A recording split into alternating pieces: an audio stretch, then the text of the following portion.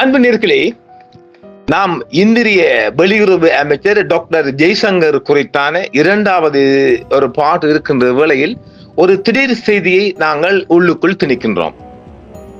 ஏனெனில் நேற்று இறுதியாக இந்திய வெளியுறவு அமைச்சர் டாக்டர் ஜெய்சங்கர் அவர்கள் கொழும்பு நகரை விட்டு வெளியேறுவதற்கு சற்று முன்பதாக செவ்வாய்க்கிழமை மாலை கொழும்பில் தமிழ் கட்சி பிரமுகர்களை சந்தித்திருக்கிறார். மிக முக்கியமான தலைகள். அதில் கஜேந்திரம் பொன்னம்பலம் அவர்கள் சந்தித்திருக்கிறார்கள். சுரேஷ் பிரமச் முன்னாள் எம்பி, முக்கியமான பேச்சாளர் சுரேஷ் பிரமச்சந்திரன் அவர்கள் வந்திருக்கிறார்கள். எங்கள் மட்டக்களப்பு எம்பி சாணக்கியன் எம்பி வந்திருக்கிறார்கள். ஜனாதிபதி சட்டத்தரணி சுமந்தர் அவர்கள் வந்திருக்கிறார்கள். புலட் சித்தார்த்தன் முன்னாள் புலட் தலைவர் சித்தார்த்தன் எம்பி அவர்கள் வந்திருக்கிறார்கள். தற்போதைய தற்காலிக தமிழ் கட்சியின் தலைவர் திருஞானம் அவர்கள் வந்திருக்கிறார்கள். இப்படி ஒட்டுமொத்த தமிழ் தரப்புகளும் இந்திய எக்ஸ்டர்னல் ஃபாரின் மினிஸ்டர் ஜெய்சங்கர் அவர்களை சந்தித்திருக்கிறார்கள். சரி, இவங்க என்னத்துக்காக அவசர சந்திச்சாக? என்ன அந்த மாகாண சபை தேர்தலை வச்சுட்டு போவாப்பா, கொஞ்சம் அழுத்தம் கொடுப்பா, வேற என்ன கேட்பீங்க நீங்க? அதைத்தான் கேட்டாகலாம் என்று காற்று வாக்குல ஒரு செய்தி கசிஞ்சிருக்குது. நேற்று இறுதியாக இந்தியா செல்வதற்கு முன்பதாக அதற்குரிய டைம் இருக்குதானே, விஐபி தானே அவங்க. அப்ப அந்த டைமுக்கு முந்தி கொழும்பில் உள்ள முக்கியமான தலைகள், எதிர்க்கட்சி தலைவர், இப்படி எல்லா கூட்டங்களையும் சந்திச்சு போட்டு தான் போகிறாங்க. இது முக்கியமான சந்திப்பும் முக்கியமான செய்திகளும். செய்திக்குள்ள போயிட்டு நம்ம முக்கியமான தகவலை தரப்போறோம். இலங்கைக்கு விஜயம் செய்திருந்த இந்திய வெளிநாட்டு அமைச்சர் டாக்டர் ஜெய்சங்கர் அவர்கள் தமிழ் தலைவர்களை சந்தித்திருப்பதாகவும் அந்த செய்தி வெளியாக இருக்கின்றது. நேற்று மாலை, செவ்வாய்க்கிழமை மாலை கொழும்பில் சந்தித்திருக்கிறார்கள்.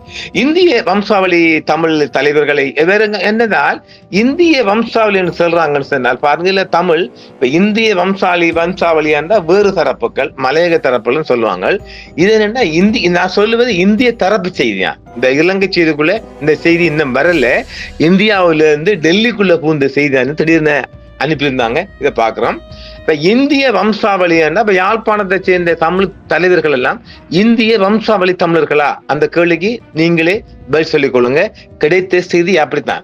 இந்திய வம்சாவளி தமிழ் சமூக தலைவர்களை கொழும்பில் சந்தித்தேன் என்றும், டிட்வா சூறாவளியால் ஏற்பட்ட சேதம் குறித்து மதிப்பீட்டை அவர்கள் பகிர்ந்து கொண்டனர் என்றும், எங்களால் முன்மொழியப்பட்ட மறுசீரமைப்பு தொகுப்பை எடுத்துரைத்ததாக டாக்டர் ஜெய்சங்கர் டெல்லிக்கு அனுப்பியிருக்கின்ற அவர் அவசர செய்தியில் குறிப்பிட்டுள்ளார்.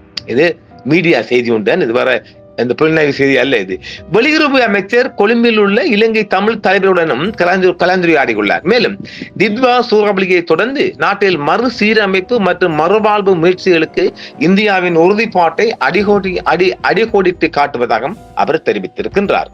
நேற்று முன்னதாக இலங்கையின் எதிர்க்கட்சி தலைவர் சஜித் பிரேமதாச கொழும்பில் வருகை தந்துள்ள ஜெய்சங்கரை சந்தித்து அவராகத்தான் போகிறார். அப்பயுமே வச்சா டிட்வா சூறாவளிக்கு பின்னர் இந்தியா அளித்த ஆதரவுக்கு நன்றி தெரிவித்திருந்தார்.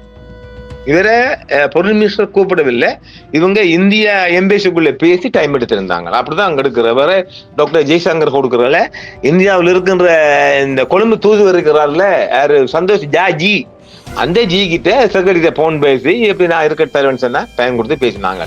கடினமான காலங்களில் உண்மையான அண்டை நாடுகள் எப்போதும் முன்வருவார்கள். இலங்கைக்கு இந்தியா அளித்த ஆதரவுக்கு டாக்டர் ஜெய்சங்கருக்கு நன்றி. சிறந்த அண்டை நாடுகளாக நாம் எப்போதும் ஒன்றாக நிற்க தேர்வு செய்வோம் என்று பிரேமதாச தெரிவித்திருக்கின்றார். என்ன ஜனாதிபதிக்கு தேர்தல் வந்தா பார்த்து கவனிக்கணும், நம்ம எல்லாம் ஒன்றுங்க அப்படின்னு குண்ட போடுறாரு, அதெல்லாம் பார்க்கலாம். அப்போ இலங்கை எதிர்கட்சி தலைவருடைய உரையாடலை ஜெய்சங்கரும் பாராட்டி இருக்கின்றார். இலங்கை எதிர்கட்சி தலைவர் சஜித் பிரேமதாசவுடன்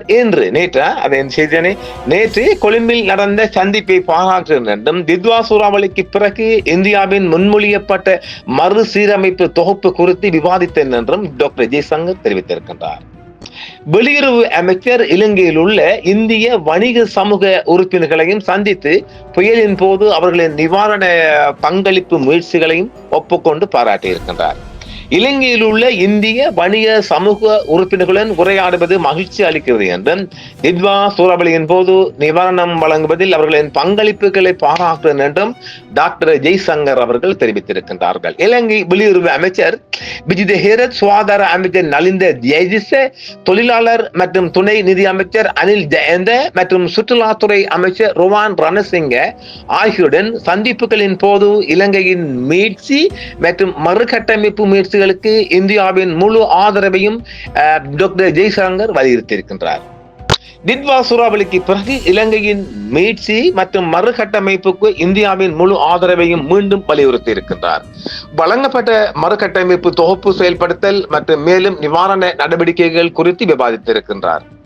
இலங்கை பிரதமர் டாக்டர் ஹரணி அமரசூரிய அவர்களையும் கொழும்பில் சந்தித்த ஜெய்சங்கர் சூறாவளிக்கு பிறகு நாட்டின் மறுகட்டமைப்பு முயற்சிகளுக்கு இந்தியாவின் உறுதிப்பாட்டை உறுதி செய்திருக்கின்றார். பின்னர் அவர் இலங்கை ஜனாதிபதி அனுரகுமார திசாநாயக்க அவர்களையும் சந்தித்து நரேந்திர மோடி அவர்களின் ஒற்றுமை செய்தியும் அவர் அங்கு சமர்ப்பணம் செய்திருக்கின்றார்.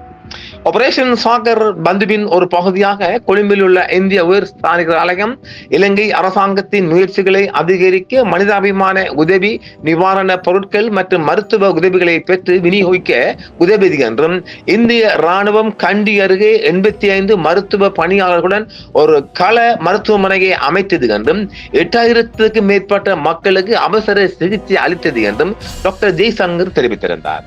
இந்தியா இலங்கையுடன் எப்போதும் இல்லாத அளவுக்கு உறுதியாக நிற்கிறது என்றும் டாக்டர் ஜெய்சங்கர் ஊழியர்தான். இப்ப வழங்கிட்டு உங்களுக்கு எந்த ஆட்சியும் இல்லாத வகையில் இந்த ஆட்சி ஏகேடி ஆட்சி இந்தியாவுடன் மிக நீண்ட ஒரு அந்தர்பல்டி இல்லாமல் மிக மிக வெரி க்ளோஸ்ல இருக்குன்னு சொல்லலாம்.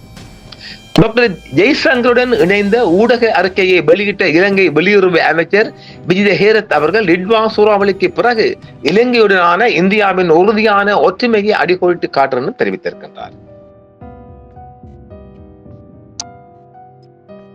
3 ஆண்டுகளுக்கு முன்பு ஏற்பட்ட மோசமான பொருளாதார நெருக்கடியை தொடர்ந்து இலங்கை மீளத் தொடங்கியிருக்கிறது என்னும் சர்வதேச நாணய நிதியத்தின் ஆதரவுடன் தற்காலிக நிதி ஸ்திரத்தன்மையை காட்டியது.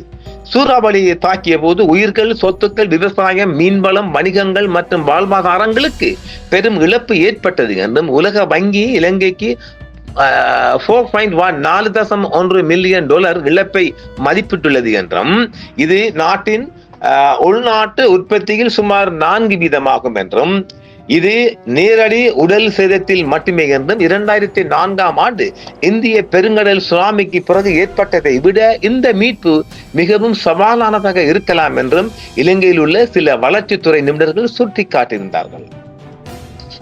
உள்ளூர் மற்றும் உலகளாவிய நிபுணர்கள் இலங்கைக்கு முன்னால் உள்ள அச்சுறுத்தும் மீட்சியை சுட்டி காட்டுகின்றனர். குறிப்பாக இந்திய நாணய நிதியம் தலைமையிலான திட்டம் IMF திட்டம் பலி மிகுந்த சிக்கன நடவடிக்கைகளை விதிக்கும்.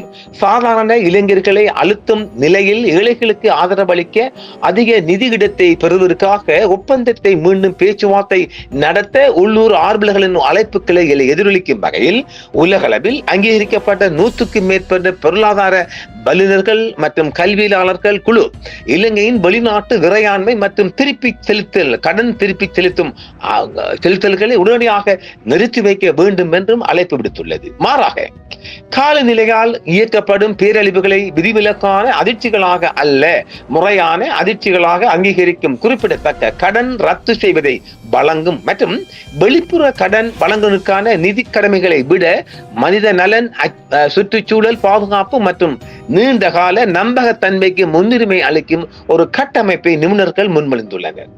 இதற்கிடையில் இலங்கையின் சமீபத்திய கூடுதல் உதவிக்கான வேண்டுகோளை தொடர்ந்து சர்வதேச நாணய நிதியம் சமீபத்தில் அதன் விரைவான நிதி கருவியின் கீழ் கிட்டத்தட்ட 206 மில்லியன் அவசர நிதி உதவிக்கு அங்கீகரித்திருக்கின்றது. அதன் தற்போதைய கடன்களுக்கு கூடுதலாக நாட்டின் நீடித்த கடன் வாங்கும் நடைமுறைகள் குறித்து கவலைப்படும் இலங்கையர்கள் சூறாவளிக்கு பிந்தைய மீட்பு முயற்சிகள் மேலும் கடனுக்கு வழிவகுக்கும் அர்த்தமுள்ள நீண்டகால மீட்பு மற்றும் மீட்சியை பாதிக்கும் என்றும் மக்கள் அஞ்சுவதாகவும் இந்த செய்திக்குள் அந்த செய்தி வந்திருக்கின்றது. இது டெல்லிக்கு இந்திய தூதரகத்தால் அனுப்பப்பட்ட ஒரு செய்தியாகத்தான் இந்த செய்தி வந்திருக்கின்றது. ஆனாலும் இந்த தமிழ் தரப்புகளால் இப்போது கசிகின்ற செய்திகளில் மாகாண சபை தேர்தலை வலியுறுத்தி இருக்கின்றார்கள். மாகாண சபை தேர்தலை இலங்கை அரசாங்கம் இன்னும் காலம் தாழ்த்தாது நடத்த வேண்டும் என்று தமிழ் தரப்பால் கோரிக்கை வைக்கப்பட்டிருக்கின்றது. அதை டாக்டர் ஜெய்சங்கர் கேட்டு நரேந்திர மோடி மஸ்தான் ஜியிடம் போய் எடுத்துரைத்து அங்கிருந்து ஒரு அன்பான ஒரு வேண்டுகோள் விடுக்க போறாங்க. வேற இயக்கடிட்டு இவங்க முருக மாட்டாங்களே. அப்ப இந்த தமிழ் தரப்பு இந்த மாகாண சபை தேர்தலை கேட்கிறாங்க, என்னப்பா ஏதோ நடத்த வசதிக்கீங்களா? இல்ல சார் நாங்க பார்த்துக்கொள்வோம் என்று சொல்லி சமாளிச்சு போக வேண்டியதான். வேற இவங்க கேட்டாங்களாம், இப்ப தமிழ் தரப்பு ஏன் ஓடி போய் இவரை சந்திச்சீங்க, வேற ஏதாவது கேட்டாங்கன்னா இல்ல, அந்த மாகாண சபை தேர்தலை மட்டும் வலியுறுத்துறாங்க. அதுல நம்ம ஆளுங்க பாருங்க எப்படி தலை குனிஞ்சு இருக்கிறாங்க என்று பாருங்க. நமக்கு வந்த போட்டோக்குள்ள 6 பேர் சந்திச்சுக்கிறாங்க. 6ம் தமிழ் தரப்புல 2 பேர் மட்டும் பார்க்கலாம். இல்லையே சாணக்கிய நம்பியும் சேர்த்தா தமிழ் தரப்பு 3, சித்தார்த்தன் ஜி அவர்கள் புலோட், இபிஆர் அல்லது சுரேஷ் பிரேமச்சந்திரன், கஜேந்திரன் பொன்னம்பலம் அவர்கள். இந்த முக்கியமான இந்த 4 பேர், 3 பேர் ஒரு பக்கமும் 3 பேராக தனி கட்சியாகவும் நாங்கள் பார்க்கலாம். இந்திய தரப்பால இந்தியன் எம்பசில இருந்து பொலிட்டிக்கல் செகண்ட் செக்ரட்டரி ஒருவரும் டாக்டர் ஜெய்சங்கரும் அவர் சார்பான அந்த இந்தியன் எம்பசியால 3 பேரும் தான் ஒரு அவசர சந்திப்பு. பெரிய டைம் கிடையாது, அதெல்லாம் இவங்களாக ஏற்படுத்தி கொண்டிருக்கணும்னு நினைக்கிறேன். சிரிப்பு ஜாலம் எல்லாம் இருக்குது, இதுக்குள்ள நிறைய மர்மம் இருக்குது. நான் அந்த தமிழ் மக்களும் தமிழ் மக்கள் கட்சியையும் குழப்பவாதியாக நான் மாற விரும்பவில்லை. நாமல் நாசுக்காக மக்கள் புரிந்து கொள்ளக்கூடிய அளவுக்கும் ஒரு சிறிய செய்தியாக மட்டும் நான் தந்திருக்கின்றேன். நான் இதுக்குள்ள வில்லாதி வேலன் பார்க்கல, அப்போ மன்னிச்சு கொள்ளுங்க. நான் இதுக்குள்ள பூந்தும் செய்தி தர விரும்பல. நம்மகிட்ட ஏகப்பட்ட செய்தி கிடைச்சாலும் ரொம்ப கட் பண்ணி எடிட் பண்ணி தான் இந்த செய்தியை நான் உங்களோட அள்ளி வந்துக்கிறேன், காய் வந்துக்கிறேன். இன்னும் ஒரு செய்தி, இந்திய செய்தி நாம நாளைக்கு பார்ப்போம். ஆக தமிழ் தரப்பு ஒரு ஒண்ணுமே இல்லை, சோழியங்குடுமி சும்மா ஆடாது என்பது போல மாகாண சபை தேர்தலை நோக்கி தமிழ் தரப்பு டாக்டர் ஜெய்சங்கரை சந்தித்திருக்கிறார். இதுதான் இந்த செய்தி. இவ்வளவுதான் நம்ம தரலாம், பார்க்கலாம். மீண்டும் சந்திப்போம் நேயர்களே. என்றும் உங்களுடன் சன்ரைஸ் இந்தியா டிவி. சப்ஸ்கிரைப் பண்ணுங்கள், பெல் பட்டனையும் கிளிக் செய்யுங்கள். உங்கள் ஆதரவே எங்கள் சேவை. ஆதரவு தாருங்கள், அரவணைப்போம். மறக்காம சர்ப்ரைஸ் பண்ணுங்க. தேங்க்யூ.